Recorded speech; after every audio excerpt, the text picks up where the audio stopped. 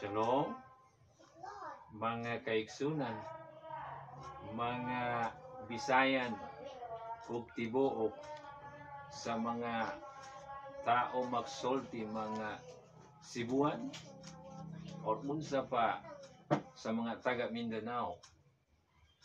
Sa atong remarks niining kabuntagon, ako mabasa sa 2 Corinthians versikulo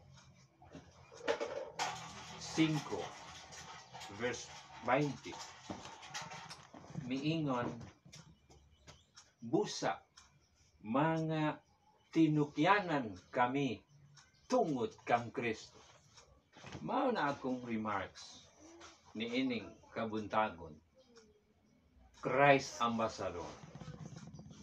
Mga tinukyanan kita, kami may tungod kang Kristo.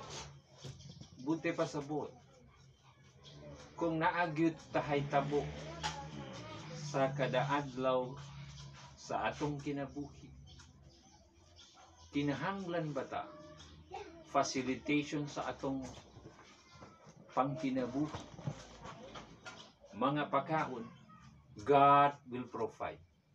Ang Ginoo good mag-supply sa atong kinabuhi. Nagka-problema sa imong kinabuhi niining adlaw. Ang Ginoo good bahala. Pareha mo atud nila ang mga ambassador e country. Kinahanglan ba siya kwarta? Country will provide. Kinahanglan ba siya sasakyan? Country will provide. Kinahanglan ba siya ang kotse? Country will provide. Mao na good Ginoo mag-provide ka nato. Bisan unsa ka ugaling, bisan unsa na kinahanglan nimo, ang Ginoo supply, mapanalangin kaninyong tanan niining kabuntagon. Shalom, ang Diyos mapanalangin ka nato tanan.